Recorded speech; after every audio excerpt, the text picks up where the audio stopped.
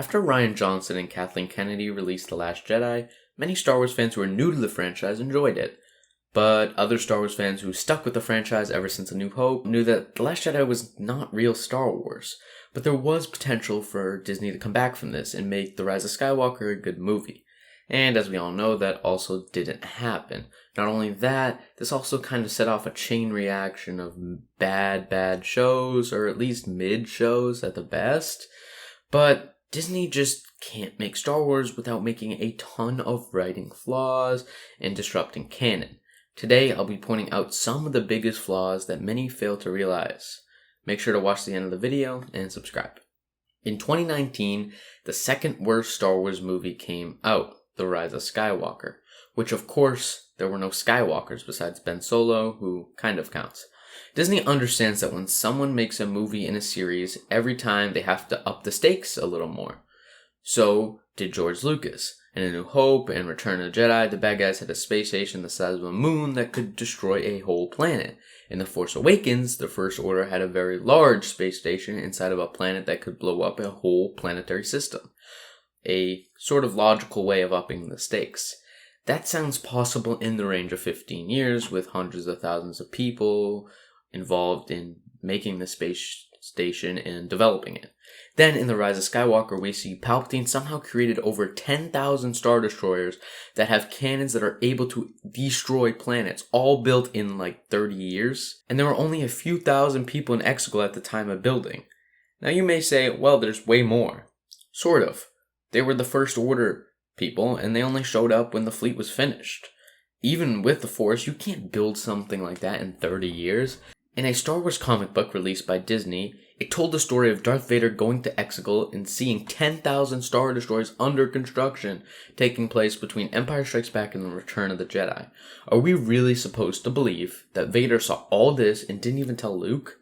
What might be my biggest problem is the ice that the Star Destroyers came from. It's just stupid. How did they get into the ice? Did they build the ice as well? What if a ship required maintenance? What happened? Did it break out of the ice, but then somehow the ice returned after? How did the fighters and transports get down under the ice to bring in supplies to each Star Destroyer? Ice tunnels? Most importantly, can the audience actually believe that people spent 20 years living in Star Destroyers? Did they never run out of fuel? It's pretty obvious that I assume was Disney just trying to make The Rise of Skywalker look cool. And of course, forgetting to write logically. If The Rise of Skywalker could change the threat, they would just have to think outside the box again. Because as the writing team already realized, they can't just have the First Order and Palpatine build another Death Star. That wouldn't add any suspense at all. I would understand 500 Star Destroyers or maybe 1,000, but 10,000 is overkill. Now, we could all agree that the Star Wars movie franchise should have ended with just 6 movies and adding another 3 with a whole different storyline, and allows the excuse to put the bad guy back into the movies is stupid. Palpatine was thrown into a large hole in Return of the Jedi and died, and should have stayed dead. So, I'm just gonna say this was a terrible story. But then, what would I do instead? Well, if JJ made The Force Awakens and I was tasked with making The Last Jedi and The Rise of Skywalker, my main goal would be making Snoke a really interesting and thought out villain and have some epic lightsaber duels between him, Rey, and Kylo at the end of The Rise of Skywalker. But if I didn't have to use Disney's ideas, I would just done what George Lucas was planning. George Lucas planned for the galaxy to be in a power struggle. Luke was training Jedi and Leia was the Chancellor, and even though there was a Republic and a Chancellor, the New Republic possessed little power in the galaxy as crime syndicates swarmed everywhere. In this state of uncertainty, Maul and his new apprentice Darth Talon would be taking power as they would try to kill Luke and his students. I would rather George a sequel trilogy than what we have right now. Does anyone else wonder what Palpatine was doing in those long years of Exegol? Did he play Sabacc? What did he do for entertainment? Well, I guess we'll never know.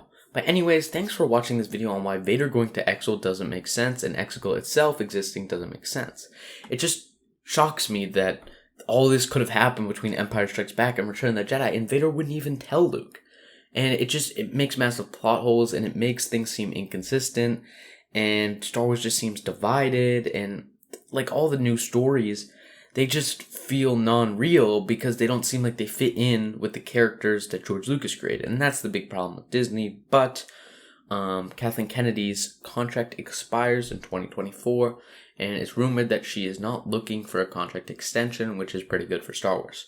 Well, anyways, thanks for watching, and I'm almost at 500 subscribers, so if you watch this video and are not a returning viewer, please consider subscribing. It would help a lot. Not only that, my friend Joel's Craft actually helped co-write this video, so I will link him in the description. Thanks for watching.